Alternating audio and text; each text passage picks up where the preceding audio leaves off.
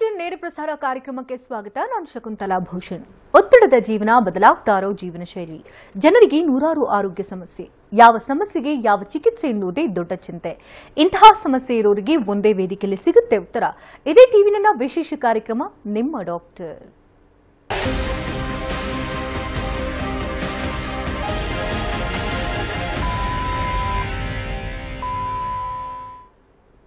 ಬದಲಾಗ್ತಾ ಇರುವಂತಹ ಜೀವನ ಶೈಲಿ, ಅನುಚಿತ ಆಹಾರ ಕ್ರಮ ಹಾಗೂ ಪ್ರಕೃತಿಯಲ್ಲಿ ಆಗ್ತಾ ಇರುವಂತಹ ಬದಲಾವಣೆಯಿಂದ ಅನೇಕ ರೀತಿಯ ಆರೋಗ್ಯ ಸಮಸ್ಯೆಗಳು ಪ್ರತಿಯೊಬ್ಬರನ್ನ ಕಾಡ್ತಾ ಇದೆ.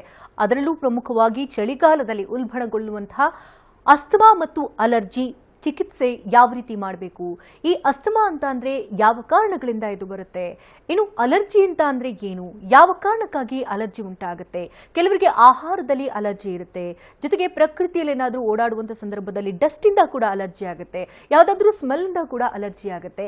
ಈ ಅಲರ್ಜಿಗೆ ಚಿಕಿತ್ಸಾ ವಿಧಾನ ಹೇಗೆ, ಆಹಾರ ಕ್ರಮ ಹೇಗಿರಬೇಕು, ಜೀವನ ಶೈಲಿ ಯಾವ ರೀತಿ ಇರಬೇಕು, ಇನ್ನು ಚಿಕಿತ್ಸೆಯನ್ನ ಯಾವ ರೀತಿ ಪಡೆದುಕೊಳ್ಬೇಕು, ಹೋಮಿಯೋಪತಿಯಿಂದ ಯಾವ ರೀತಿ ಕ್ಯೂರ್ ಆಗುತ್ತೆ, ಇದೆಲ್ಲದರ ಬಗ್ಗೆ ಮಾಹಿತಿಯನ್ನು ಕೊಡೋದಕ್ಕೆ ನಮ್ಮ ಹೋಮಿಯೋಪತಿ ವೈದ್ಯರಾಗಿರ್ತಕ್ಕಂಥ ಡಾಕ್ಟರ್ ಪ್ರಶಾಂತ್ ಆಲ್ಗುಡ್ ಅವರು ನಮ್ಮೊಂದಿಗಿದ್ದಾರೆ.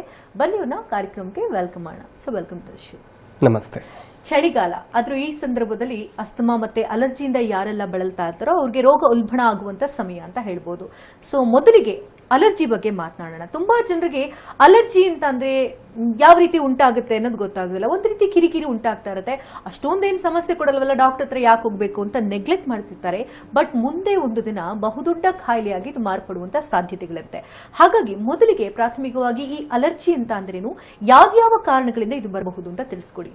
ಸೊ ಜನರಲಿ ಈಗ ಎಷ್ಟೋ ಜನ ಪೇಷಂಟ್ ಕ್ಲಿನಿಕಲ್ ವಿಸಿಟ್ ಆಗ್ತಾ ಇರೋದು ಕೂಡ ನೋಡ್ತಾ ಇದ್ದೀವಿ. ಸೊ ಅಲರ್ಜಿ ಅಂದ್ಕೊಳ್ಳೇ ಸೊ ಅದರದೇ ಆದ ಒಂದಿಷ್ಟು ಸಮಸ್ಯೆಗಳನ್ನು ಎದುರಿಸ್ತಾ ಇರೋದು ಕೂಡ ನೋಡ್ತಾ ಇದ್ದೀವಿ. ಸ್ವಲ್ಪ ಜನ ಹೇಳ್ತಿರ್ತಾರೆ ರಿಪೀಟೆಡ್ ಆಗಿ ಸ್ವಲ್ಪ ಕೆಮ್ಮು ಬರ್ತಾ ಇದೆ, ನೆಗಡಿ ಆಗ್ತಾ ಇದೆ, ಅಥವಾ ಮುಂಜಾನೆ ಎದ್ಕೊಳ್ಳೆ ಸೀನ್ಗಳು ಬರ್ತಾ ಇದೆ, ಅಥವಾ ರಾತ್ರಿ ಮಲಗಿದಾಗ ಮೂಗು ಕಟ್ಕೊಳ್ತಾ ಇರುತ್ತೆ, ಅಥವಾ ಈ ಒಂದು ಉಸಿರಾಟದ ಸಮಸ್ಯೆ ಆಗ್ತಾ ಇರೋದು ನೋಡ್ತಾ ಇದ್ದೀವಿ, ಅಥವಾ ಗಂಟ್ಲಲ್ಲಿ ಕೆರೆತ ಬರ್ತಾ ಇರೋದು, ಅಥವಾ ಮುಖ ಎಲ್ಲ ಭಾರ ಅನಿಸೋದು, ಅಥವಾ ಕಣ್ಣು ಕೆಂಪಾಗೋದು, ಕಣ್ಣಿಂದ ನೀರು ಕಡಿಯೋದು. ಸೊ ಈ ರೀತಿ ಹಲವಾರು ಸಮಸ್ಯೆಗಳನ್ನು ಎದುರಿಸ್ತಾ ಇರೋದು ನೋಡ್ತಾ ಇದ್ದೀವಿ. ಆದರೆ ಅಲರ್ಜಿ ಅಂದಾಗ ಪ್ರತಿಯೊಬ್ಬ ಪೇಷಂಟು ಅವ್ರದ್ದೇ ಆದ ಒಂದು ಡಯಾಗ್ನೋಸಿಸ್ ಜೊತೆಗೆ ಬರ್ತಾ ಇರೋದು ಕೂಡ ನೋಡ್ತಾ ಇದ್ದೀವಿ. ಡಯಾಗ್ನೋಸಿಸ್ ಅಂದರೆ ಈಗ ಒಂದಿಷ್ಟು ಪೇಷಂಟ್ ನಾವು ಹೇಳ್ತಾ ಇರೋದು ನೋಡ್ತಾ ಇರ್ತೀವಿ, ನನಗೆ ಡಸ್ಟ್ ಅಲರ್ಜಿ ಇದೆ.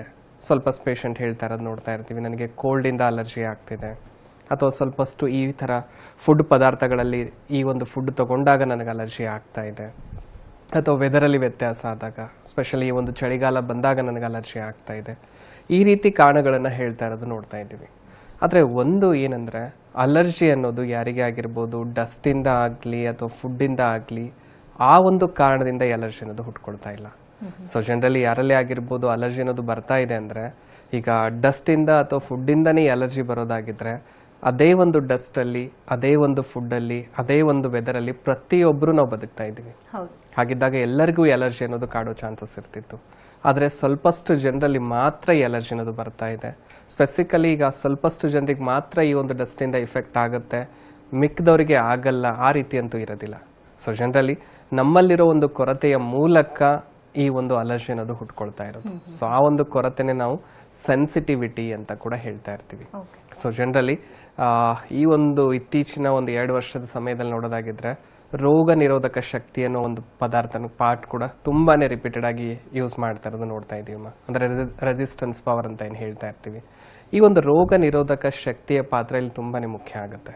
ಸೊ ಜನರಲಿ ಸೆನ್ಸಿಟಿವಿಟಿ ಅನ್ನೋದು ಯಾವಾಗ ಉಟ್ಕೊಳ್ಳುತ್ತೆ ಅಂದ್ರೆ, ನಮ್ಮ ದೇಹದಲ್ಲಿರೋ ರೋಗ ನಿರೋಧಕ ಶಕ್ತಿ ಅನ್ನೋದು ಯಾವಾಗ ಕಮ್ಮಿ ಆಗ್ತಾ ಬರುತ್ತೆ, ಅದ್ರ ಫಂಕ್ಷನಿಂಗ್ ಅಲ್ಲಿ ಯಾವಾಗ ವ್ಯತ್ಯಾಸ ಅನ್ನೋದು ಕಾಡೋದಕ್ಕೆ ಶುರು ಆಗ್ತಾ ಇದೆ, ಆ ಒಂದು ಸ್ಥಿತಿಯಲ್ಲಿ ಈ ಒಂದು ಸೆನ್ಸಿಟಿವಿಟಿ ಅನ್ನೋದು ಹುಟ್ಕೊಳ್ತಾ ಇರೋದು. ಸೊ ರೋಗ ನಿರೋಧಕ ಶಕ್ತಿಯ ಫಂಕ್ಷನ್ ಅಂದ್ರೆ ಏನು? ಜನರಲಿ ನಮ್ಮ ದೇಹದಲ್ಲಿ ಬ್ಲಡ್ ಏನಿದೆ, ಈ ಒಂದು ರಕ್ತದಲ್ಲಿ ಹಲವಾರು ಸೆಲ್ಸ್ಗಳನ್ನ ನಾವು ನೋಡ್ತಾ ಬರ್ತೀವಿ. ಒಬ್ರು ಕಾಲ್ ಮಾಡಿದ್ರೆ ಮಾತನಾಡ್ಸೋಣ. ವಿಜಯನಗರದಿಂದ ಸಿದ್ದೇಶ್ ಅವರು ಕರೆ ಮಾಡಿದ್ರೆ. ನಮಸ್ತೆ ಸಿದ್ದೇಶ್ ಅವರೇ. ನಮಸ್ಕಾರ ಮೇಡಮ್. ಡಾಕ್ಟರ್ ಇದ್ದಾರೆ, ಮಾತನಾಡಿ. ಹಲೋ ಸರ್, ನಮಸ್ಕಾರ. ನಮಸ್ತೆ ಸಿದ್ದೇಶ್ ಅವರೇ, ಹೇಳಿ. ಸರ್, ನಮ್ಮ ಮಗಳು 4 ವರ್ಷದ ಮಗಳು. ಓಕೆ ಸರ್, ಈಗ ಒಂದ್ ಇಯರ್ ಇಂದ ಅಲರ್ಜಿ ಕಡಿಮೆನೇ ಆಗ್ತಾ ಇಲ್ಲ, ನೆಗಡಿ ಕೆಮ್ಮು ಕಡಿಮೆ ಆಗ್ತಾ ಇಲ್ಲ. ಅಂದ್ರೆ ಏನಾಗ್ತಾ ಇದೆ ಎಕ್ಸಾಕ್ಟ್ಲಿ? ಸರ್, ಅವಳಿಗೆ ಒಂದು ಆಯಾಸ ಜಾಸ್ತಿ ಆಗ್ತಿದೆ, ನೆಗಡಿ ಒಟ್ಟ ಕಡಿಮೆ ಆಗ್ತಿಲ್ಲ, ಆಮೇಲೆ ಕಫ ಜಾಸ್ತಿ ಆಗ್ತಾ ಇದೆ. ಓಕೆ, ಸೊ ಏನಾದ್ರೂ ಮೆಡಿಸಿನ್ಸ್ ತಗೋತಾ ಇದ್ದಾರಾ ಈಗ? ಸರ್, ತೋರ್ಸ್ಕೊಂಡ್ ಬಂದಿದ್ವಿ, ಜಿಬ್ರಾನ್ ಅಂತ ಕೊಟ್ಟಿದ್ದಾರೆ. ಓಕೆ. ಆಮೇಲೆ ನೆಬ್ಲಿಗೇಷನ್ ಮಾಡಕ್ ಹೇಳ್ತಿದ್ದಾರೆ ಕಂಟಿನ್ಯೂ ಆಗಿ. ಅಂದ್ರೆ ಅದು ತಗೊಂಡಾಗ ಸ್ವಲ್ಪ ಟೈಮ್ ವರೆಗೂ ಸ್ವಲ್ಪ ಆರಾಮ್ ಅನ್ಸೋದು, ಮತ್ತೆ ಬಿಟ್ರೆ ಮತ್ತೆ ಕಾಣ್ತಾ ಇದೆ. ಒಂದು 15 days ಕಡಿಮೆ ಆಗುತ್ತೆ, ಮತ್ತೆ ಅದೇ ಪ್ರಾಬ್ಲಮ್ ಅಥವಾ ಸ್ವಲ್ಪ ಅವಳಿಗೆ ನೆಗಡಿ ಆಯ್ತು ಅಂದ್ರೆ ಮತ್ತೆ ಅದು ಪ್ರಾಬ್ಲಮ್ ಸ್ಟಾರ್ಟ್ ಆಗುತ್ತೆ. ನಿಜವಾಗ್ಲು, ಯಾಕಂದ್ರೆ ಈಗ ಇಷ್ಟಕ್ಕೆ ಮುಂಚೆ ಕೂಡ ನಾನು ಅದನ್ನೇ ಹೇಳ್ತಾ ಇದ್ದೀಪ. ಜನರಲಿ ಏನಾಗ್ಬಿಡುತ್ತೆ ಅಂದ್ರೆ ಈ ಅಲರ್ಜಿ ಆಗಿರ್ಬೋದು, ಅಸ್ತಮಾನೋ ಕಂಡೀಷನ್ ಆಗಿರ್ಬೋದು, ಈಗ ಮೇಲ್ಪಟ್ಟಲ್ಲಿ ನೀವು ಹೇಳ್ತಾ ಇದ್ದೀರಾ ಸ್ವಲ್ಪ ಉಸಿರಾಟದ ಸಮಸ್ಯೆ ಆಗ್ತಾ ಇದೆ, ಕಫ ತುಂಬಾ ಆಗ್ತಾ ಇದೆ, ನೆಗಡಿ ಆಗ್ತಾ ಇದೆ ಅಂತ. ಸೊ ಮೇಲ್ಗಡೆ ನಮಗೆ ಅದು ಮಾತ್ರ ಕಾಣ್ತಾ ಇದೆ. ಸೊ ಅದು ಹೋದ್ರೆ ಸಾಕು ಅನ್ನೋ ಥರ ಅದಕ್ಕೆ ಮಾತ್ರ ನಾವು ಟ್ರೀಟ್ಮೆಂಟ್ ತಗೊಳ್ತಾ ಇರ್ತೀವಿ.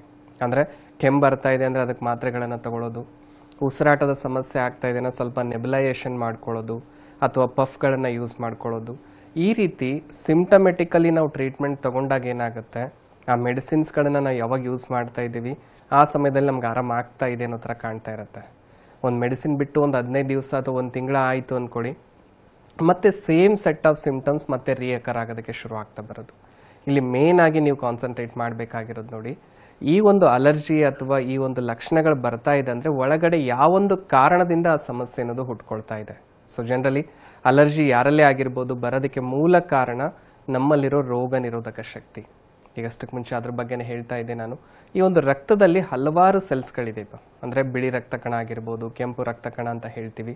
ಈ ಒಂದು ರಕ್ತ ಕಣಗಳ ಕೆಲಸ ಏನಾಗಿರುತ್ತೆ ಅಂದರೆ ಡಸ್ಟಿಂದನೋ ಫುಡ್ಡಿಂದನೋ ಏನೋ ಒಂದು ವೆದರ್ ಮೂಲಕನೋ ಈ ಬಾಡಿ ಒಳಗಡೆ ಇನ್ಫೆಕ್ಷನ್ ಅದು ಹೋಗ್ತಾ ಇದೆ ಅಂದಾಗ ಆ ಒಂದು ಇನ್ಫೆಕ್ಷನ್ನ ತಡೆ ಹಿಡಿಯೋದು ಅಥವಾ ಆ ಒಂದು ಇನ್ಫೆಕ್ಷನ್ನ ಸಾಯಿಸೋ ಕೆಲಸ ಈ ಒಂದು ರಕ್ತದಲ್ಲಿರೋ ರಕ್ತ ಕಣಗಳದಾಗಿರುತ್ತೆ. ಯಾರ ದೇಹದಲ್ಲಿ ಈ ಒಂದು ರಕ್ತ ಕಣಗಳ ಫಂಕ್ಷನ್ ನಾರ್ಮಲ್ ಆಗಿ ನಡೀತಾ ಇರುತ್ತೆ, ಈ ರೀತಿ ಯಾವುದೇ ಸಮಸ್ಯೆಗಳು ಎದುರಿಸ್ತಾ ಇರೋದಿಲ್ಲ. ಯಾರ ದೇಹದಲ್ಲಿ ಇದೇ ರಕ್ತ ಕಣಗಳ ಫಂಕ್ಷನ್ ದಿನೇ ದಿನೇ ಕಮ್ಮಿ ಆಗ್ತಾ ಬರ್ತಾ ಇದೆ, ಆ ಒಂದು ಸಮಯದಲ್ಲಿ ಏನಾಗ್ಬಿಡುತ್ತೆ, ಈ ಒಳಗಡೆ ದೇಹದಲ್ಲಿ ಏನು ಇನ್ಫೆಕ್ಷನ್ ಹೋಗ್ತಾ ಇದೆ ಹಾಗೆ ಉಳ್ಕೊಳಕ್ಕೆ ಶುರು ಆಗೋದು. ಆ ಉಳಿದಿರೋ ಇನ್ಫೆಕ್ಷನ್ನ ಮೂಲಕ ನಮಗೆ ಸಮಸ್ಯೆ ಅನ್ನೋದು ಕಾಡೋದಕ್ಕೆ ಶುರು ಆಗೋದು. ನಾವೇನು ಮಾಡ್ತೀವಿ, ಇಲ್ಲಿ ಸಮಸ್ಯೆಗೆ ಮಾತ್ರ ಟ್ರೀಟ್ಮೆಂಟ್ ತೊಗೊಂಡ್ಬಿಟ್ಟು ಆ ಒಳಗಡೆ ಮೂಲ ಕಾರಣ ಏನಿದೆ ಅದನ್ನು ಹಾಗೆ ಬಿಡ್ತಾ ಹೋಗ್ತೀವಿ. ಹಾಗಾಗಿ ಈ ಸಮಸ್ಯೆ ರಿಪೀಟೆಡ್ ಆಗಿ ಬರೋದ್ರ ಜೊತೆಗೆ ದಿನಗಳು ಕಳೀತಾ ಹೋದಷ್ಟು ಕಾಯಿಲೆ ಕೂಡ ಬೆಳೀತಾ ಹೋಗ್ತಾ ಬರುತ್ತೆ. ಆದರೆ ನಮ್ಮ ಹೋಮಿಯೋಪತಿಯಲ್ಲಿ ಮೇನ್ ಆಗಿ ನಾವಿಲ್ಲಿ ಕಾನ್ಸಂಟ್ರೇಟ್ ಮಾಡ್ತಾ ಇರೋದು ಒಳಗಡೆ ಮೂಲ ಕಾರಣ ಏನಿದೆ, ರೋಗ ನಿರೋಧಕ ಶಕ್ತಿ ಏನಿದೆ ಅದನ್ನು ಸರಿಪಡಿಸುವಲ್ಲಿ ಇಲ್ಲಿ ಹೆಲ್ಪ್ ಮಾಡ್ತಾ ಇದ್ದೀವಿ. ಅದರಲ್ಲೂ ಹೋಮಿಯೋಪತಿಯಲ್ಲಿ ಯಾವುದೇ ರೀತಿ ಕೆಮಿಕಲ್ಸ್ ಆಗಲಿ ಆಂಟಿಬಯೋಟಿಕ್ಸ್ ಅನ್ನೋದಾಗಲಿ ಇರೋದಿಲ್ಲ. ಒಂದು ನ್ಯಾಚುರಲ್ ಮೆಡಿಕೇಶನ್ ಮೂಲಕನೇ ಇರೋ ಒಂದು ಸಮಸ್ಯೆನ ಬುಡ ಸಮೇತ ತೆಗೆದು ಹಾಕೋದ್ರ ಜೊತೆಗೆ ಟ್ರೀಟ್ಮೆಂಟ್ ಅನ್ನೋದು ಕಂಪ್ಲೀಟ್ ಆದಮೇಲೆ ಮತ್ತೆ ಆ ಕಾಯಿಲೆ ತಿರುಗಿ ಬರಬಾರ್ದು ಅನ್ನೋ ಒಂದು ಸ್ಥಿತಿಗೆ ತೊಗೊಂಡು ಹೋಗೋ ಕೂಡ ಹೆಲ್ಪ್ ಆಗ್ತಾ ಇದೆ. ಸೊ ಒಂದ್ಸಲ ಬಂದು ಭೇಟಿಯಾಗಿ ಎಕ್ಸಾಮಿನೇಷನ್ ಮೂಲಕ ಫಸ್ಟ್ ತಿಳ್ಕೊಳ್ಳೋಣ ಕಾಯಿಲೆ ಯಾವೊಂದು ಹಂತಕ್ಕೆ ತಲುಪಿದೆ, ಯಾವ ರೀತಿ ಟ್ರೀಟ್ಮೆಂಟ್ನ ಅಗತ್ಯ ಇದೆ, ಮತ್ತು ಏನು ಸಮಯ ಬೇಕಾಗ್ಬೋದು ಅದನ್ನು ಸರಿಪಡಿಸೋದಕ್ಕೆ. ಈ ಎಲ್ಲ ಕ್ಲಿಯರ್ ಆಗಿ ಮಾಹಿತಿ ಅನ್ನೋದು ಕೊಡೋದ್ರ ಜೊತೆಗೆ ಒಂದು ಒಳ್ಳೆ ಟ್ರೀಟ್ಮೆಂಟ್ ಪ್ರೊವೈಡ್ ಮಾಡೋದ್ರಲ್ಲೂ ಕೂಡ ಹೆಲ್ಪ್ ಮಾಡ್ತೀವಿ ಅಂತ ತಿಳಿಸ್ಬೋದು ನೋಡಿ. ಧನ್ಯವಾದ ಸಿದ್ದೇಶ್ವರ ಕರೆ ಮಾಡೋದಕ್ಕಾಗಿ. ಈಗ ಹೇಳ್ತಾ ಇದ್ರಿ ಈಗಷ್ಟೇ ನೀವು, ಅಂದರೆ ಫುಡ್ಡಿಂದ ಅಲರ್ಜಿ ಆಗುತ್ತೆ, ಹೊರಗಡೆ ಹೋದಂಥ ಸಂದರ್ಭದಲ್ಲಿ ಡಸ್ಟಿಂದ ಅಲರ್ಜಿ ಆಗುತ್ತೆ, ಕೆಲವ್ರಿಗೆ ಒಂದು ಸ್ಮೆಲ್ ಕಂಡ್ರು ಕೂಡ ಆಗ್ತಾ ಇರೋದಿಲ್ಲ. ಅಂದರೆ ದೇಹ ಪ್ರಕೃತಿ ಕೂಡ ಇಲ್ಲಿ ಇಂಪಾರ್ಟೆಂಟ್ ಆಗುತ್ತೆ. ಸೊ ಅದಕ್ಕೆ ಅನುಗುಣವಾಗಿ ನೀವು ಟ್ರೀಟ್ ಮಾಡ್ತಾ ಹೋಗ್ತೀರಾ, ಹೇಗೆ ಇದು, ಅಥವಾ ಜೀವನ ಪರ್ಯಂತ ಇದಕ್ಕೆ ಟ್ರೀಟ್ಮೆಂಟ್ ತಗೊಳ್ತಾನೆ ಇರಬೇಕಾ, ಏನು ಹೇಳ್ತೀರಿ? ನಿಜವಾಗ್ಲೂ, ಯಾಕಂದರೆ ಈಗ ಕಾಲರ್ ಹೇಳಿದಾಗ ನೀವು ಕೇಳಿರ್ಬೋದು, ಟ್ರೀಟ್ಮೆಂಟ್ ತಗೊಂಡಾಗ ಸಮಸ್ಯೆ ಅನ್ನೋದು ಸ್ವಲ್ಪ ಮಟ್ಟಿಗೆ ಕಮ್ಮಿ ಆಗ್ತಾ ಇದೆ, ಮತ್ತೆ ತಿರುಗಿ ಬರ್ತಾ ಇದೆ.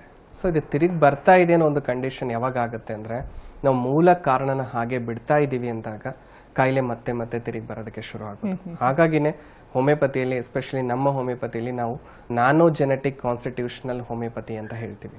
ಅಂದರೆ individual person to person differ ಆಗುವಂಥ ಒಂದು ಮೆಡಿಕೇಶನು. ಈಗ ಒಬ್ಬರಿದ್ದಂಗೆ ಇನ್ನೊಬ್ರು ಇರೋಕ್ಕೆ ಸಾಧ್ಯನೇ ಇಲ್ಲ ಅಂದಾದ್ಮೇಲೆ ಅವರಿಗೆ ಅವರ ಬಾಡಿಗೆ ಅನುಗುಣವಾಗುವಂಥ ಒಂದು ಮೆಡಿಕೇಶನ್ ನಾವು ಪ್ರೊವೈಡ್ ಮಾಡ್ತಾ ಬಂದಲ್ಲಿ ಇರೋ ಒಂದು ಸಮಸ್ಯೆನ ಬುಡ ಸಮೇತ ತೆಗೆದುಹಾಕೋದಕ್ಕೆ ಹೆಲ್ಪ್ ಆಗುತ್ತೆ.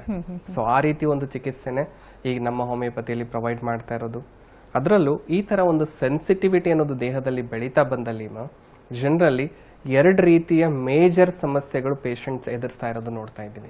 ಒಂದು, ಚರ್ಮದ ಮೇಲೆ ಅದ್ರ ಇಫೆಕ್ಟ್ ಆಗೋದಕ್ಕೆ ಶುರು ಆಗೋದು. ಎರಡನೇದಾಗಿ ಬಂದ್ಬಿಟ್ಟು ಈ ಒಂದು ರೆಸ್ಪಿರೇಟರಿ ಸಿಸ್ಟಮ್ಗೆ ಇಫೆಕ್ಟ್ ಮಾಡುವಂಥದ್ದು. ಈಗ ಚರ್ಮದ ಮೇಲೆ ಅಥವಾ ಸ್ಕಿನ್ಗೆ ಅದು ಇಫೆಕ್ಟ್ ಮಾಡ್ತಾ ಇದೆ ಅಂದಾಗ ಕಾಮನ್ ಆಗಿ ಸಫರ್ ಆಗುವಂತ ಒಂದು ಸಮಸ್ಯೆ ನಾವಿಲ್ಲಿ ನೋಡ್ತಾ ಇರೋದು ಅಂದ್ರೆ ಅಲರ್ಜಿಕ್ ಆರ್ಟಿಕೇರಿಯಾ ಅಂತ ಹೇಳ್ತೀವಿ ನಾವು. ಸೊ ಈ ಒಂದು ಆರ್ಟಿಕೇರಿಯಲ್ ರ್ಯಾಷಸ್ ಅನ್ನೋದು ಜನರಲಿ ಕಾಡ್ತಾ ಇದೆ ಅಂದಾಗ ಮೇಲ್ಪಟ್ಟಲ್ಲಿ ಸಮಸ್ಯೆಗಳು ನೋಡೋದಾಗಿದ್ರೆ ರಿಪೀಟೆಡ್ ಆಗಿ ಕೆಂಪದಾಗಿ ದದ್ದೆಗಳಾಗ್ತಾ ಇದೆ. ಆ ದದ್ದೆಗಳೆಲ್ಲ ಆಗ್ತಾ ಇದೆ, ಆ ಒಂದು ಭಾಗದಲ್ಲಿ ನವೆ ಅನ್ನೋದು ತುಂಬಾ ಕಾಣ್ತಾ ಇದೆ, ತುಂಬಾನೇ ಉರಿ ಕಾಣಿಸ್ಕೊಳ್ಳೋದಕ್ಕೆ ಶುರು ಆಗೋದು. ಅದ್ರ ಜೊತೆಗೆ ಇರಿಟೇಷನ್ ಕೂಡ ತುಂಬಾನೇ ಕಾಣ್ತಾ ಇರುತ್ತೆ. ಈ ತರ ಸಮಸ್ಯೆಗಳು ಕಾಡ್ತಾ ಬಂದಲ್ಲಿ ಜನರಲಿ ಯಾರೇ ಆಗಿರ್ಬೋದು ಆ ತಕ್ಷಣಕ್ಕೆ ಅದು ಕಮ್ಮಿ ಆದ್ರೆ ಸಾಕು ಅನ್ನೋ ತರ ಒಂದಿಷ್ಟು ಮಾತ್ರೆಗಳನ್ನ ತಗೋತಾ ಇರ್ತೀವಿ. ಆ ಕಂಡೀಷನ್ ಏನಾಗುತ್ತೆ, ತಗೊಂಡಾಗ ಕಮ್ಮಿ ಆಗ್ತಾ ಇದೆ, ಮತ್ತೆ 1-2 ದಿನ ಬಿಡಿ 3 ದಿನ ಬಿಡಿ ಸೇಮ್ ಸಮಸ್ಯೆ ರಿಪೀಟ್ ಆಗೋದಕ್ಕೆ ಶುರು ಆಗುತ್ತೆ. ಎಷ್ಟೋ ಜನ 5 ವರ್ಷ ಆಯ್ತು 10 ವರ್ಷ ಆಯ್ತು ಮಾತ್ರೆಗಳನ್ನು ತಗೋತಾ ಇದೀವಿ ಹಾಗೆ ಕಂಟಿನ್ಯೂಸ್ ಆಗಿ, 2 ದಿವಸಕ್ಕೊಂದ್ಸಲ ನಾನು ಆ ಮಾತ್ರೆ ತಗೊಳ್ಳೇಬೇಕು, ಬಿಟ್ರೆ ಸಾಕು ನನಗೆ ಆ ದದ್ದೆಗಳು ಬರುತ್ತೆ. ಈ ರೀತಿ ಆ ಒಂದು ಮೆಡಿಕೇಶನ್ಗೆ ಎಡಿಕ್ಷನ್ ಆಗೋ ಲೆವೆಲ್ಗೆ ರೀಚ್ ಆಗ್ತಾ ಇದ್ದಾರೆ. ಇಲ್ಲಿ ಮೇನ್ ಆಗಿ ಕಾನ್ಸಂಟ್ರೇಟ್ ಮಾಡಬೇಕಾಗಿರೋದು ಬಾಡಿಯ ಮೇಲ್ಗಡೆ ಅಂದ್ರೆ ಸ್ಕಿನ್ ಅಲ್ಲಿ ಏನ್ ಕೆಂಪದಾಗಿ ದದ್ದೆಗಳು ಬರ್ತಾ ಇದೆ ಅಥವಾ ನವೆ ಬರ್ತಾ ಇದೆ ಅಂತಲ್ಲ, ಒಳಗಡೆ ಏನ್ ಕಾರಣ ಇದೆ ಅದನ್ನ ಸರಿಪಡಿಸಿದಾಗ ಕಾಯಿಲೆಯಿಂದ ಹೊರಬರಕ್ಕೆ ಸಾಧ್ಯ. ಇದೇ ವಿಚಾರವಾಗಿ ಇನ್ನಷ್ಟು ಮಾಹಿತಿಯನ್ನ ಪಡ್ಕೊಳ್ತೀನಿ. ವೀಕ್ಷಕರೇ, ಕಾರ್ಯಕ್ರಮ ಮುಂದುವರಿಯುತ್ತೆ ಒಂದು ಚಿಕ್ಕ ವಿರಾಮದ ನಂತರ. ನಿಮ್ಮ ಡಾಕ್ಟರ್ ನೇರ ಪ್ರಸಾರ ಕಾರ್ಯಕ್ರಮಕ್ಕೆ ಮತ್ತೊಮ್ಮೆ ಸ್ವಾಗತ. ಅಸ್ತಮಾ ಮತ್ತು ಅಲರ್ಜಿ ಸಮಸ್ಯೆಗಳ ಬಗ್ಗೆ ಮಾತನಾಡ್ತಾ ಇದ್ವಿ. ನಮ್ಮ ಹೋಮಿಯೋಪತಿಯ ವೈದ್ಯರಾಗಿರ್ತಕ್ಕಂಥ ಡಾಕ್ಟರ್ ಪ್ರಶಾಂತ್ ಅವರು ನಮ್ಮೊಂದಿಗಿದ್ದಾರೆ. ಇನ್ನಷ್ಟು ಮಾಹಿತಿಯನ್ನ ಪಡ್ಕೊಳ್ಳೋಣ. ನಾವಾಗಲೇ ಮಾತನಾಡ್ತಾ ಇದ್ವಿ, ಈ ಅಲರ್ಜಿಗೆ ಒಂದು ಟ್ರೀಟ್ಮೆಂಟ್ ವಿಧಾನ ಕೂಡ ಹೇಳ್ತಾ ಇದ್ವಿ. ಹೋಮಿಯೋಪತಿನಲ್ಲಿ ಅಂದ್ರೆ ಬುಡದಿಂದ ಏನೆಲ್ಲ ಸಮಸ್ಯೆಗಳಿರುತ್ತೆ ಅದನ್ನು ತೊಡೆದು ಹಾಕಿದ್ರೆ ರೋಗ ಗುಣಮುಕ್ತರಾಗಬಹುದು ಅಂತ ಹೇಳ್ತಿದ್ವಿ. ಈ ಅಸ್ತಮಾ ಅನ್ನೋದು ಹೇಗೆ, ಅಂದ್ರೆ ಅಲರ್ಜಿಗೂ ಮತ್ತು ಅಸ್ತಮಾಗೂ ಯಾವ ರೀತಿ ಇಂಟರ್ಲಿಂಕ್ ಇದೆ ಅಂತ? ನಿಜವಾಗ್ಲೂ ಈಗ ಎಷ್ಟೋ ಜನ ಈಗ ಪೇಷಂಟ್ಸ್ಗಳೆಲ್ಲ ನೋಡ್ತಾ ಇದ್ದೀವಿ, ಸಿಂಪಲ್ ಆಗಿ ಒಂದು ಅಲರ್ಜಿಯ ಜೊತೆಗೆ ಈ ಸಮಸ್ಯೆ ಅನ್ನೋದು ಶುರು ಆಗ್ತಾ ಇದೆ. ಸೊ ಅದೇ ಅಲರ್ಜಿನ ನಾವು ಯಾವಾಗ ನೆಗ್ಲೆಕ್ಟ್ ಮಾಡ್ಕೊಳ್ತಾ ಇದ್ದೀವಿ, ಅದು ಕರೆಕ್ಟ್ ಆಗಿ ಟ್ರೀಟ್ಮೆಂಟ್ ಅನ್ನೋದು ಪಡ್ಕೊಳ್ತಾ ಇಲ್ಲ ಅಂದಾಗ at the end of the day ಅದು ಅಸ್ತಮಾಗ ಕನ್ವರ್ಟ್ ಆಗ್ತಾ ಇರೋದು ನೋಡ್ತಾ ಇದ್ದೀವಿ. ಆ ರೀತಿ 4 ಹಂತಗಳಾಗಿ ಒಂದು ಅಲರ್ಜಿ ಅನ್ನೋದು ಬೆಳ್ಕೊಂಡು ಹೋಗ್ತಾ ಇದ್ದೀವಿ. ಸೊ ಮೊದಲನೇ ಹಂತದಲ್ಲಿದ್ದಾಗ ಅದನ್ನ ನಾವು ಅಲರ್ಜಿಕ್ ಆರ್ಟಿಕೇರಿಯಾ ಅಂತ ಕರಿತಾ ಇದ್ದೀವಿ. ಅದು ಸ್ಕಿನ್ ಲೆವೆಲ್ ಅಲ್ಲಿ ನೋಡಿದ್ವಿ. ಅದು ಬಿಟ್ರೆ ಯಾವಾಗ ಈ ಒಂದು ರೆಸ್ಪಿರೇಟರಿ ಸಿಸ್ಟಮ್ ಅಲ್ಲಿ ಇಫೆಕ್ಟ್ ಆಗ್ತಾ ಇದೆ ಅಂದಾಗ ಫಸ್ಟ್ ಕಾಣಿಸ್ಕೊಳ್ತಾ ಇರೋದು ಅಲರ್ಜಿಕ್ ಈ ಒಂದು ರೈನೈಟಿಸ್ ಅಂತ ಹೇಳ್ತೀವಿ. ಈ ಒಂದು ಅಲರ್ಜಿಕ್ ರೈನೈಟಿಸ್ ಅಲ್ಲಿ ಏನಾಗ್ತಾ ಇದೆ ಅಂದ್ರೆ ರಿಪೀಟೆಡ್ ಆಗಿ ಕೋಲ್ಡ್ ಕಫ್ ಮತ್ತೆ ಸ್ನೀಸಿಂಗ್ ಅಂತ ಹೇಳ್ತೀವಿ. ಅಂದ್ರೆ ರಿಪೀಟೆಡ್ ಆಗಿ ಕೆಮ್ಮು ಬರ್ತಾ ಇದೆ, ನೆಗಡಿ ಆಗ್ತಾ ಇದೆ, ಮುಂಜಾನೆ ಎದ್ದ ಕೂಡಲೇ ಸೀನ್ಗಳು ತುಂಬಾ ಬರ್ತಾ ಇದೆ. ಈ ರೀತಿ ಒಂದಿಷ್ಟು ಫಂಕ್ಷನಲಿ ಡಿಸ್ಟರ್ಬೆನ್ಸ್ ಆಗ್ತಾ ಇರೋ ತರ ಒಂದಿಷ್ಟು ಸಮಸ್ಯೆ ಕಾಣೋದಕ್ಕೆ ಶುರು ಆಗೋದು. ಆ ತರ ಫಂಕ್ಷನಲಿ ಇಂಬ್ಯಾಲೆನ್ಸ್ ಆದಾಗ 10ರಲ್ಲಿ ನಾವು 8ರಿಂದ 9 ಜನ ಏನ್ ಮಾಡ್ತೀವಿ, ಸೊ ಕೋಲ್ಡ್ ಕಫ್ ಆಗ್ತಿದೆ ಸ್ವಲ್ಪ ಸಿಟ್ರಜನ್ ತಗೊಂಡ್ರೆ ಸಾಕು, ಸೊ ಅದನ್ನ ಮುಂದೂಡಕ್ ಶುರು ಮಾಡ್ತೀವಿ. 1 ತಿಂಗಳ ಬಂತ ಅದು ಟ್ಯಾಬ್ಲೆಟ್ ತಗೋತೀವಿ, ಮುಂದೂಡ್ತೀವಿ, ಮತ್ತೆ ಬಂತ ಅದೇ ತರ ರಿಪೀಟ್ ಮಾಡ್ತಾ ಹೋಗೋದು. ಒಂದು 6 ತಿಂಗಳಾಯ್ತು, ವರ್ಷ ಆಯ್ತು. ಯಾವಾಗ ಅದನ್ನ ಹಾಗೆ ನೆಗ್ಲೆಕ್ಟ್ ಮಾಡ್ತಾ ಹೋಗ್ತೀವಿ, ಮೇಲ್ಗಡೆಯಿಂದ ಕಾಯಿಲೆನ ನಾವು ಮುಚ್ಚಾಕ್ತಾ ಬರ್ತಾ ಇದ್ದೀವಿ. ಸೊ ಒಳಗಡೆ ಅದು ಇನ್ನೂ ಡೀಪ್ ಆಗಿ ಬೆಳೆಯೋದಕ್ಕೆ ಶುರು ಆಗೋದು. ಮೊದಲನೇ ಹಂತದಿಂದ ಯಾವಾಗ ಅದು 2ನೇ ಹಂತಕ್ಕೆ ತಲುಪ್ತಾ ಇದೆ, ಆ ಒಂದು ಕಂಡೀಷನ್ ಕಾಡ್ತಕ್ಕಂತ ಒಂದು ಸಮಸ್ಯೆನೆ ಅಲರ್ಜಿಕ್ ಸೈನುಸೈಟಿಸ್ ಅಂತ ಹೇಳ್ತೀವಿ. ಈ ವಿಚಾರವಾಗಿ ತಿಳ್ಕೊಳ್ತೀನಿ. ಒಬ್ರು ಕಾಲರ್ ಇದ್ದಾರೆ, ಶ್ರೀನಿವಾಸ್ ಕರೆ ಮಾಡಿದ್ದಾರೆ. ನಮಸ್ತೆ ಶ್ರೀನಿವಾಸ್ ಅವರೇ. ನಮಸ್ತೆ ಡಾಕ್ಟರ್ ಇದ್ದಾರೆ, ಮಾತನಾಡಿ. ಹಲೋ ಹಲೋ ಸರ್, ನಂಗೆ 2 months ಇಂದ ಸ್ನೀಸಿಂಗ್ ಇದೆ, ಓಕೆ, ಕಂಟಿನ್ಯೂಸ್ ಆಗಿ ಬರ್ತಾ ಇದೆ. ಡಾಕ್ಟರ್ ಇದು ಅಲರ್ಜಿಕ್ ಟ್ಯಾಬ್ಲೆಟ್ ಕೊಟ್ಟಿದ್ದಾರೆ. ಓಕೆ, ಅದು ತಗೊಂಡಾಗ ಕಡಿಮೆ ಇರುತ್ತೆ, ಮತ್ತೆ ಬಿಟ್ಟಾಗ ಮತ್ತೆ ಸ್ಟಾರ್ಟ್ ಆಗುತ್ತೆ. ಓಕೆ, ನಿಮ್ ವಯಸ್ಸು ಎಷ್ಟು? 31. ಏನ್ ಕೆಲಸ ಮಾಡ್ಕೊಂಡಿದ್ದೀರಾ? ಇಂಜಿನಿಯರ್ ಇದೀನಿ.